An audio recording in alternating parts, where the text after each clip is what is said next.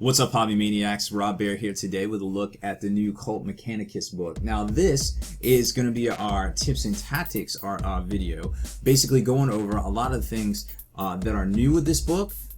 Well, I guess different from Codex Guittari, but a lot of the different combinations and kind of taking a look at how a lot of this stuff works together. Now, it looks to be like a small book, but don't let that fool you. There's a lot going on in this thing. So much that I actually talked about 4 times as long as I wanted to on this thing. I was trying to split it into 2 videos, but I just ended up talking so much about it and so about all the great stuff that I really love about this book that it filled up a lot of time. So just leave it on play. You don't even need to watch the visuals. Just listen to the audio because it might be a lot, but I think it's super useful, and I'll definitely turn you guys on to some of the things that Cult Mechanicus can do, what you can do with the army, or what you might see and play against on the tabletop, which is always a good thing to know what you might be in store for, on the tabletop in the near future. So we're gonna head right on into it. This is part 1 of the Cult Mechanicus tactics.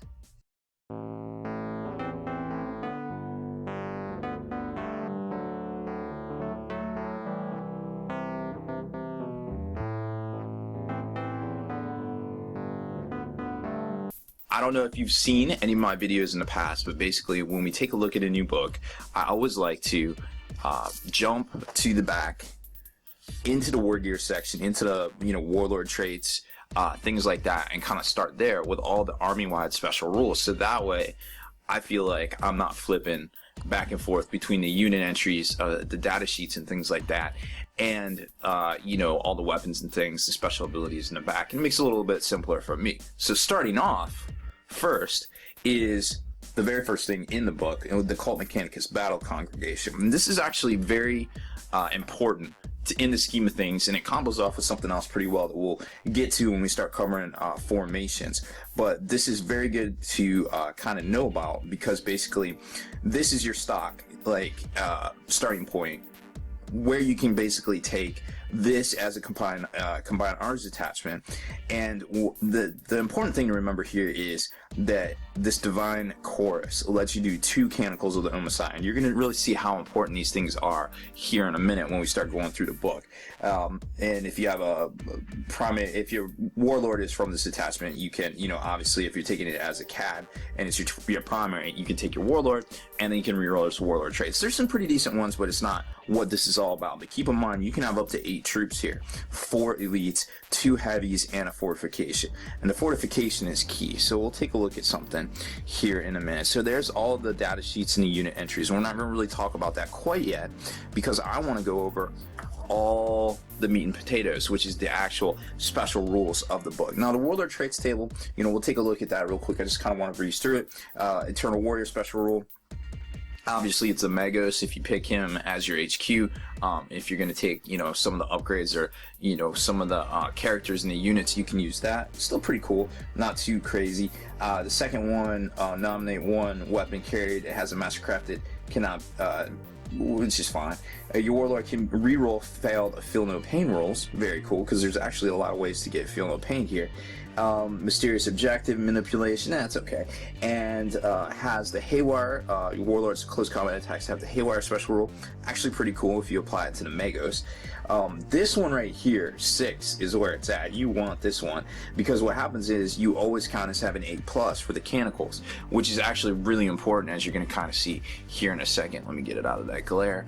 And which is really important, because kind of what you're going to see right here, when it comes to the canticles, you're always going to want to have the 8+ units. And I actually took some notes to kind of breeze over that real quick, because we're not going to get into what happens when you have the smaller ones here, but the ones that are the 8+, because that's what we're going for here, is you want the 8+.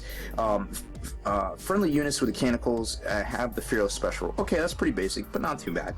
And remember, you can only do these once per game. Now, the thing I just showed you at the beginning, shoot, I already forgot what it was called. The Battle Congregation Detachment lets you do it twice if you take that, so keep that in mind. Now we're going to go down the list here. Now, Litanies of the Necromancer. At first look, this doesn't look that hot, but then let's take a look at it. 3 strength 4 hits for each model with the canticles, special rule, are locked in combat. Resolve that initiative 10 step of the fight subphase. Wait, what? Basically, they just got a reverse hammer of wrath that hits the things that hit them in assault.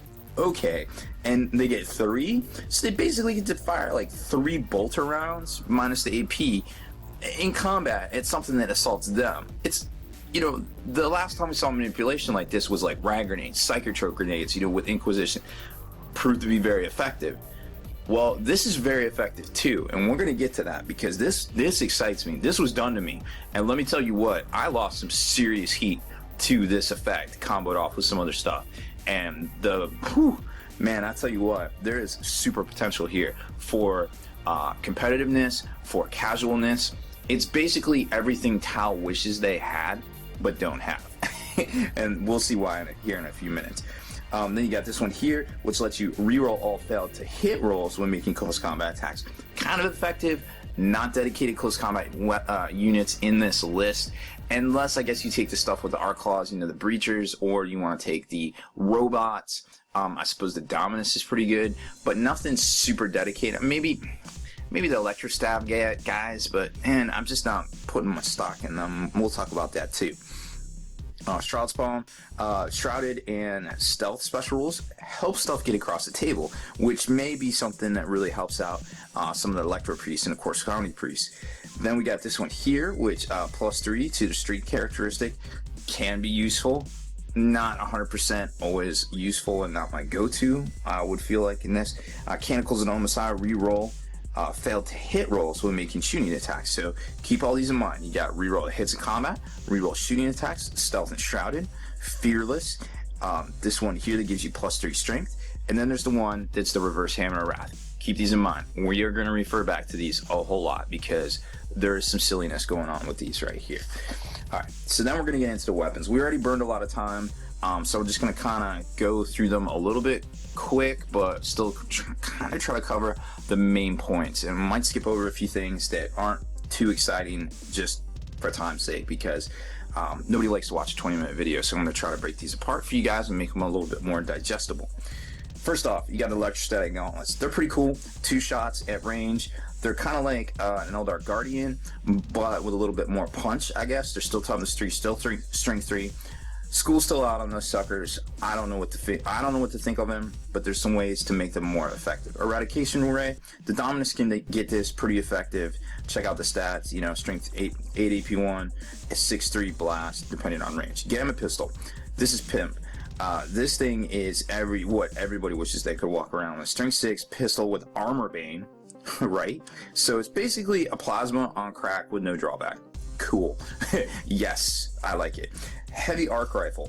When used in mass, these things are super devastating. Whether you need to take them in mass with the breachers is questionable, because there's other ways to do cool things with them, and we'll talk about that probably in the next video when we get to the actual units themselves. But strength 3, AP 5, heavy 2, haywire is the key here, folks. Haywire.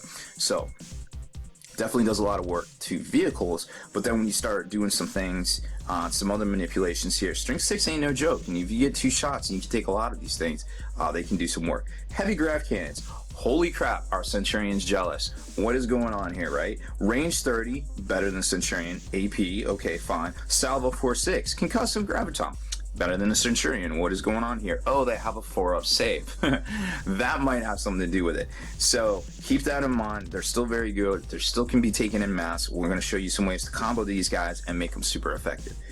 Flamer weapons. I'm just going to talk about the Cognos Flamer because this thing's going to factor into some other stuff here. Strength 4, AP 5. It's a 5-point upgrade on the destroyers. But here's the kicker. When you're doing Overwatch with these, you get 3 hits. So keep that in mind. We're going to talk about some more combos later. It's 3 hits at strength 4 in Overwatch. Remember that canticle we just talked about? Where you get 3 hits, strength 4 at initiative 10. Now you're starting to see a little bit of a combo. Because we know you're going to get assaulted with these guys. There has to be some layered defense. That's step 2 of the layered defense. We'll get to the rest here shortly, because I definitely want to show you guys that. Macro Stubber, man. I think that's the weapon that the little tech priests have that run around with the robots and babysit them. It's pretty cool because it's burst, but it's average. But it's burst, so it fires 5 times. Still cool. Phosphor weapons, I like them. I think there's definitely some cool combo opportunities here. They have a really good one, the heavy phosphor blaster. You can take this on multiple things. The Lumigen is where it's at because it lowers cover saves by 1 if you get a successful hit in. Not so effective on some of these weapons here, super effective on this weapon here. Drawback is you have to take a more expensive point unit in order to do it. We'll talk about that. Plasma Culverin, kind of cool. Obviously, really good. Blast gets hot. Heavy 2. Basically, it's a plasma. You know. We'll talk about that. Torsion Cannon. I like this. I like this one. It's strength 8. It's got the gravitonic contortion, where basically if you get through and you punch, which you probably are going to do because you're strength 8, not only are you AP1, so it's going to be +2 to the chart, but you're going to make them lose D3 hull points. So if one shot gets through with a torsion cannon, you have the potential to really do 3 hull points on a vehicle. There's not many vehicles out there that have more than 3 hull points, so keep that in mind. They're not pricey. They're pretty good. You can take them in mass. There's definitely some combo opportunity there as well. Volkite Blaster. Wow. Basically, they imported this from 30k. Defelgray is an amazing mechanic. I'm very surprised that we saw this in 40k because it's basically the pistol that the Dominus walks around with, and it is straight gangster. There's no other way to say it. So, you know, you just have to be super careful with it, with the guy, obviously, but you know, you can really do some damage here with the Volkite Blaster. We didn't really expect to see that in 40k, so it's really neat. Melee weapons, average stuff, you know, you got the Electro Elite Staff that's +2, kind of cool. It's got the instant death possibility there. The Hydraulic Claw, very cool, +2 strength, unwieldy iron grasp. So it basically gets a smash attack. The Art Claw is what it comes with normally. These are the breachers. And the Dad Spike is okay. It's, you know, kind of like a throw-in at this point. The armor, we've kind of seen that. Nothing really to phone home about. 2+, 3+, 3+, or 4+, depending on what you take there. There are some opportunities to improve the battle hide in battle. Then you get the special wargear here. I like the info slave skull. It's pretty cool. If you can get some, you know, infiltrates and outflankings off. The harness is very cool. It obviously comes with the Dominus. Really interesting kind of mechanic where the Dominus is pimp. Like, he'll straight heal stuff and do different things. We'll talk about that.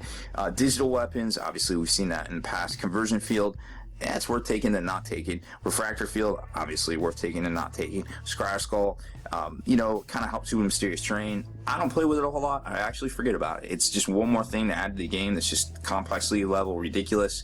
I kind of stay away from a status field. Not sure if it's worth taking. 2+ invulnerable, but going, you know, there's obvious drawbacks there. And the Voldegeist field, it might be good for those guys running out in the open, but you know, you already have the ability to get them stealth and shrouded, maybe pop it off twice. So I feel like when you combo this up, it might be effective. Haven't seen it on the tabletop. Not exactly sure what to say about it. Okay, so now we get into the special equipment right here. And let me tell you what, the stuff that you think is good in this isn't good to me. And the stuff that I think people looked over, I think is really good. And let's talk about it for a second. First off is the remnant of the Techno Martyr. This right here could quite possibly be the most brokenest thing in this book. And we'll talk about it. So what this does is it gives you all your Cognis weapons the ability, a model with the snapshots. When a model snapshots, including Overwatch, with a weapon that has a Cognis weapon special rule, its ballistic skill is counted as 2 instead of 1. So basically you're going to hit on 5. So as long as you got a Cognis weapon, you can do some work here. Now, if a flamer weapon with a special rule fires Overwatch using the Wall of Death rule, it automatically inflicts 3 hits instead of D3. Now, the Cognis Flamers automatically do that. They automatically do the 3. But there's some, you know, there's some potential for abuse here with the fact that, you know, you can, if it's a Cognis weapon, you're going to Overwatch better. Now, obviously, this would be way better if you could put it on grab, but that's just not the case. The pseudo genitor, basically the dissection machine, it's average. I don't think it's really worth taking. Mask of the Alpha Dominus, situational. If you have the robots, obviously you want to switch them up in mid-battle, it might be cool. This, I think, is abusive. The auto, basically the staff of Arkan Land, gives you and your squad, it will not die special rule. Very cool stuff, because the ability to get that into a squad of, say, cataphragm destroyers or breachers, nine strong with multiple wounds, with the ability to get it will not die, is pretty crazy. So keep that in mind. That could get a little potentially abusive. You have to put it on a separate Dominus to put it in there, but the other Dominus could have something cool like this. It just kind of depends. Then you got the Uncreation Gauntlet. I think it's overpriced, and I don't think it's good, because if you're in combat with something and you're trying to do this, it's not going to do any damage. You already messed up, because you have so many good shooting weapons. There's so many ways to repel fire, to repel assaulters, that if this is happening here, you probably messed up. Scryer Skull what is this? Prospectus. It's kind of cool. Again, mysterious terrain objective manipulation. Not exactly the best in my opinion, but it's cool if you're doing campaigns and things like that, and it makes it pretty good there. So that is a quick overview of the very first formation, which we'll get back in touch with, and also all of the war gear and all of the special equipment here. Obviously the tactile objectives are right here. Everyone's always special, and it has their extra 6. So that's pretty much what I got to say about this one. We're going to do another video kind of showing off the data sheets themselves and the formations and a lot of combos you can do, and kind of where I think all of this stuff, you'll really start seeing the things that I was touching on, how you can manipulate them in your list, and even this particular formation right here, which is pretty dirty in and of itself. So check out for that video here next in the series as well. Alright, well, that's about it for that one. I hope you enjoyed the new Cult Mechanicus Tactics video. If you haven't done so already, head on over to thelongwar.net. That's the home of the battle reports for exclusive content and early access videos. Become a veteran of the Long War today.